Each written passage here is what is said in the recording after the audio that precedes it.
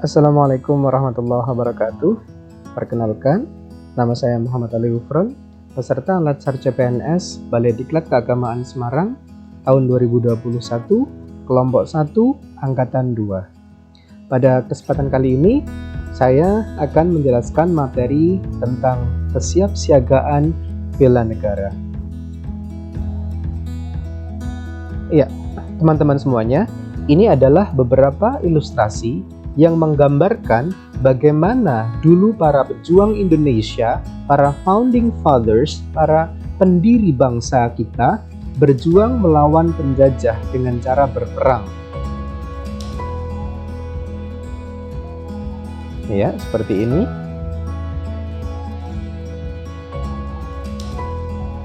Iya, itu tadi adalah beberapa ilustrasi bagaimana dulu para pejuang berperang melawan penjajah di Indonesia. Nah, kita mulai materi kita pada kesempatan kali ini dari pengertian atau konsep kesiapsiagaan bela negara.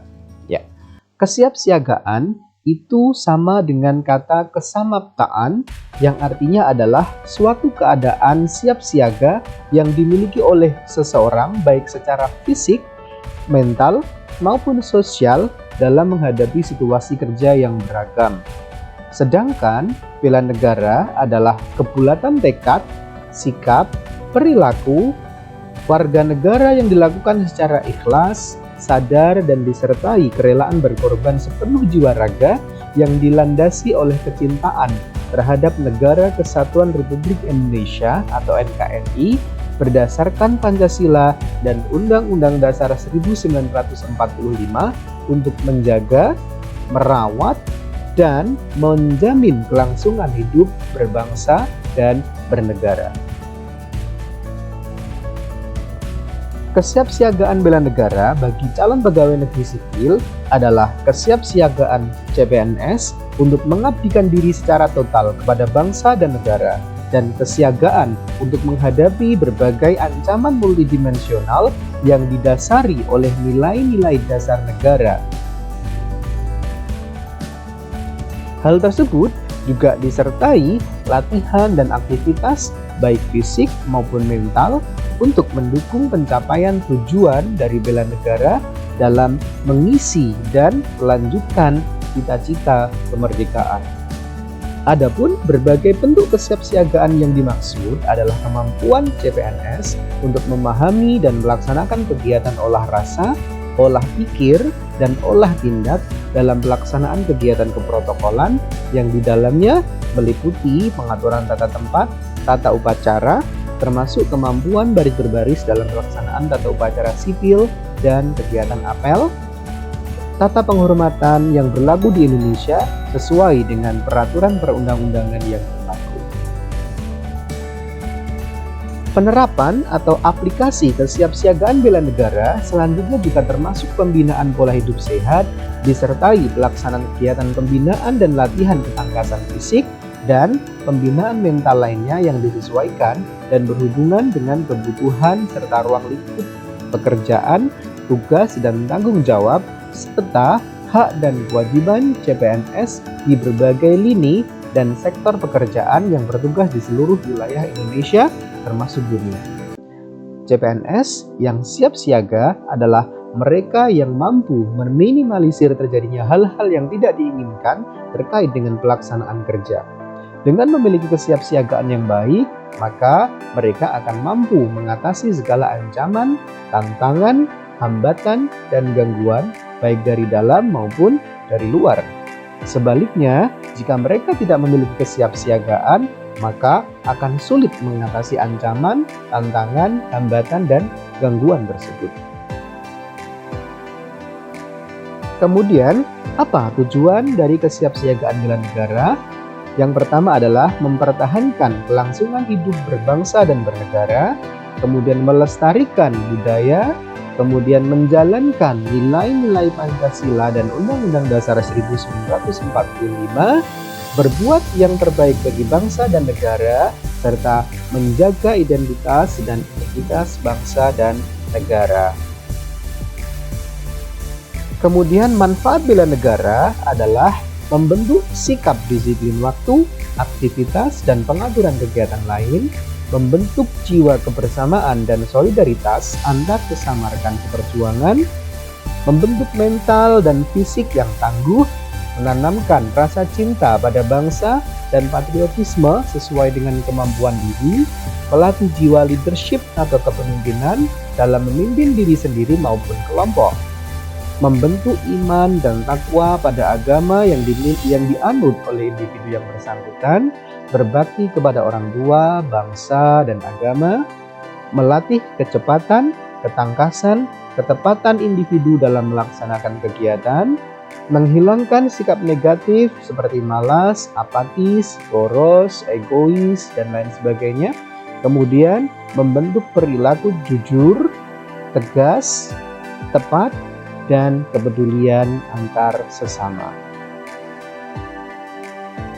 Nah, setelah Indonesia merdeka 76 tahun yang lalu, bagaimana cara kita sebagai generasi penerus bangsa, sebagai generasi muda yang nantinya akan menjadi pemimpin di masa depan dalam melaksanakan atau dalam mengimplementasikan nilai-nilai bela negara di zaman sekarang ini? Kalau kita kaitkan dengan kasus pandemi COVID-19 pada saat ini, bela negara bisa kita implementasikan dengan cara mematuhi semua anjuran yang diberikan oleh pemerintah dalam rangka penanganan atau pengendalian COVID-19 yang ada di Indonesia. Tetapi kalau kita kaitkan dengan lingkungan keluarga misalnya, kita bisa dengan cara menciptakan suasana rukun, damai, dan harmonis dalam keluarga, kemudian membentuk keluarga yang sadar hukum misalnya. Kalau di lingkungan sekolah, ya misalnya dengan menaati tata tertib yang ada. Kemudian jika di lingkungan masyarakat seperti menjaga keamanan lingkungan bersama-sama. Kemudian kalau di lingkungan negara ya, mematuhi peraturan hukum yang berlaku, mematuhi misalnya tata cara berlalu lintas, kemudian membayar pajak tepat pada waktunya. Nah, itu adalah beberapa contoh implementasi nilai-nilai bela negara yang ada di zaman sekarang. Kalau misalnya di lingkungan kerja, bagaimana kita bisa dengan memiliki motivasi kerja yang tinggi, dengan rela berkorban, aktif, kreatif, dan produktif, kemudian juga memiliki disiplin yang tinggi, taat, serta sadar akan kewajibannya. Itu adalah bela negara ya. Jadi bela negara itu tergantung dari konteks dan situasi. Kalau zaman dulu bela negara dengan cara berperang, kalau sekarang ya tentunya tidak lagi. Termasuk di era disrupsi ini ya, di mana banyak informasi-informasi hoax, banyak ujaran-ujaran kebencian yang ditujukan kepada pemerintah ataupun kepada yang lainnya, maka memerangi informasi yang bersifat hoax itu juga termasuk menjadi implementasi dari nilai-nilai bela negara. Oke. Nah, kita masuk pada kesiapsiagaan bela negara pada fisik dan mental. Ketika kita ingin melaksanakan siap siaga bela negara, tentunya dua hal yang menjadi prasyarat utama adalah kesehatan fisik atau kesiapsiagaan fisik maupun mental. Kalau kesiapsiagaan fisik tentunya ada hubungannya dengan jasmani ya, seperti kata mens sana in corpore sano. Di dalam tubuh yang sehat terletak jiwa yang atau di dalam tubuh yang kuat terletak jiwa yang sehat, seperti itu. Nah, kalau terkait dengan kesehatan fisik atau jasmani, maka hal-hal yang bisa kita lakukan diantaranya adalah melakukan latihan fisik ya, olahraga dan lain sebagainya, dan juga memenuhi asupan gizi yang seimbang atau 4 sehat 5 sempurna. Ya, ini adalah beberapa ilustrasi terkait kegiatan yang bisa menjaga kesehatan jasmani atau kesiapsiagaan fisik ya. Ini berlari ya, ini juga sama. Jadi pola hidup sehat, kesamaptaan jasmani dan mental. Jadi antara kesiapsiagaan jasmani ini tidak bisa kita lepaskan dengan kesiapsiagaan mental. Jadi keduanya itu saling terkait gitu.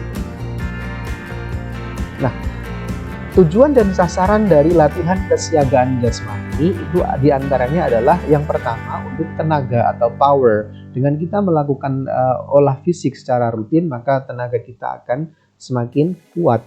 Kemudian yang kedua adalah endurance atau daya tahan terhadap serangan suatu penyakit begitu. Dengan latihan fisik, insya Allah nanti daya tahan tubuh kita juga akan menjadi lebih kuat. Kemudian yang ketiga adalah muscle strength atau kekuatan otot. Yang keempat adalah speed atau kecepatan, kemudian ada accuracy atau ketepatan, ada agility atau kelincahan. Jadi biasanya mereka yang suka latihan fisik itu biasanya lebih lincah begitu ya. Kemudian ada coordination atau koordinasi, ada balance, keseimbangan, dan juga flexibility atau fleksibilitas. Sedangkan kesiapsiagaan mental adalah kesiapsiagaan seseorang dengan memahami kondisi mental, perkembangan mental, dan proses menyesuaikan diri terhadap berbagai tuntutan sesuai dengan perkembangan mental atau jiwa ataupun kedewasaannya. Baik tuntutan dalam diri sendiri maupun luar dirinya sendiri. Menyesuaikan diri dengan lingkungan rumah, sekolah, lingkungan kerja, maupun masyarakat. Nah, gejala gangguan kesiapsiagaan mental itu bisa dirasakan melalui 4 hal. Yang pertama adalah perasaan, pikiran, sikap dan perilaku, maupun kesehatan jasmani. Jadi kalau kita memiliki mental yang sedikit dalam tanda kutip terganggu begitu ya, maka keempat hal tersebut ini bisa terpengaruh ya. Perasaan, pikiran, sikap perilaku, dan juga kesehatan jasmani. Nah, berikut ada beberapa tips untuk mencapai tingkat kesiapsiagaan mental yang baik. Yang pertama adalah menerima dan mengakui dirinya sebagaimana adanya, ikhlas dan bersyukur dengan apa yang sudah kita miliki saat ini. Ya. Kemudian berpikir positif dan bersikap sportif, percaya diri dan memiliki semangat hidup, siap menghadapi tantangan dan berusaha terus untuk mengatasinya, terbuka, tenang, tidak emosi bila menghadapi masalah, banyak bergaul dan bermasyarakat secara positif ya. Kalau banyak bergaul dan bermasyarakat tapi tidak secara positif, itu juga bisa mengganggu kesiapsiagaan mental. Jadi kuncinya adalah harus secara positif ya. Banyak latihan mengendalikan emosi negatif ya, membiasakan membangkitkan emosi yang positif, memiliki integrasi diri atau keseimbangan fungsi-fungsi jiwa dalam mengatasi problema hidup termasuk tekanan atau stres, kemudian mampu mengaktualisasikan diri mampu mengaktualisasikan diri secara optimal untuk berproses mencapai kematangan, kemudian mampu bersosialisasi atau menerima kehadiran orang lain, menemukan minat dan kepuasan atas pekerjaan yang dilakukan, memiliki falsafah atau agama yang memberikan makna dan tujuan bagi kehidupannya, memiliki self-control atau kontrol diri terhadap segala keinginan yang muncul, kemudian memiliki perasaan benar dan sikap bertanggung jawab atas perbuatan-perbuatannya. Ya, itu adalah beberapa tips agar mencapai tingkat kesiapsiagaan mental yang baik. Ya, demikian materi yang bisa saya sampaikan terkait dengan kesiapsiagaan bela negara, ya, khususnya kesiapsiagaan fisik dan mental. Saya akhiri, wassalamualaikum warahmatullahi wabarakatuh.